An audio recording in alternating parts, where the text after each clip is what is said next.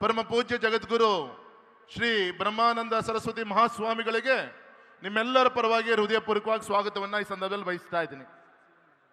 ಅದೇ ರೀತಿ ನಮ್ಮ ಬೆಂಗಳೂರು ದಕ್ಷಿಣದ ಸಂಸತ್ ಸದಸ್ಯರಂತ ಸನ್ಮಾನಿತ ಮಂಜುನಾಥ್ರವರು, ಬರೇ ಮಂಜುನಾಥ್ ಅಂತ ಹೇಳಿದ್ರೆ ನಿಮ್ಗೆ ಗೊತ್ತಾಗಲ್ಲ, ಜಯದೇವ ಆಸ್ಪತ್ರೆ ಮುಖಾಂತರ ಲಕ್ಷಗಟ್ಟಲೆ ಹೃದಯದ ಒಂದು ಸಮಸ್ಯೆ ಇರುವಂತವರಿಗೆ ಜೀವನ ಕೊಟ್ಟಂತ ಧೀಮಂತ ವೈದ್ಯರು ಕೂಡ ಹೌದು. ನಮ್ಮ ಸಂಸತ್ ಸದಸ್ಯರು ಸನ್ಮಾನಿತ ಮಂಜುನಾಥ್ ಅವರಿಗೆ ನಿಮ್ಮೆಲ್ಲರ ಪರವಾಗಿ ಸ್ವಾಗತವನ್ನು ಬಯಸ್ತಾ ಇದ್ದೀನಿ.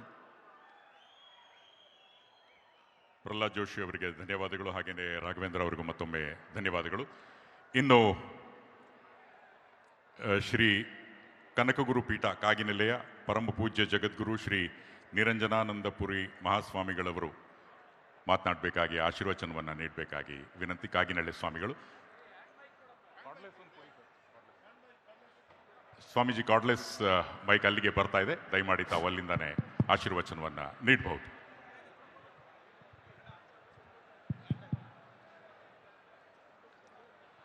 ಬೆಟ್ಟದ ತುದಿಯಲ್ಲಿ ಹುಟ್ಟಿದ ವೃಕ್ಷಕ್ಕೆ ಕಟ್ಟೆಯನ್ನು ಕಟ್ಟಿ ನೀರೆರೆದವರು ಯಾರು? ಅಡವಿಯೊಳಗಾಡುವ ಮೃಗಪಕ್ಷಿಗಳಿಗೆಲ್ಲ ಅಡಿಗಡಿಗೆ ಆಹಾರವನ್ನು ಹಿತ್ತವರು ಯಾರು? ಕಲ್ಲಿನಲ್ಲಿ ಹುಟ್ಟಿತ ಕೂಗುವ ಕಪ್ಪೆಗೆ ಅಲ್ಲಿ ಆಹಾರವನ್ನು ಕೊಂಡೊಯ್ಯುವವರು ಯಾರು? ತಲ್ಲಣಿಸದಿರು ಕಂಡ್ಯ ತಾಳು ಮನವೇ, ಎಲ್ಲರನ್ನು ಸಲಹುವನು ಇದಕ್ಕೆ ಸಂಶಯವಿಲ್ಲ.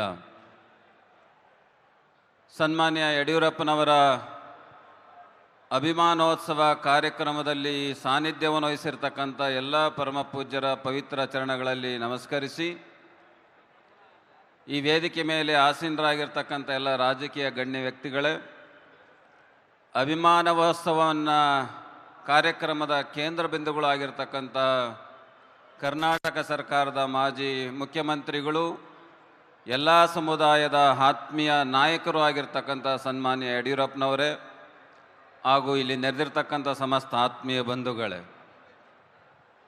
ಕರ್ನಾಟಕ ರಾಜ್ಯದ ಇತಿಹಾಸ ಪುಟವನ್ನು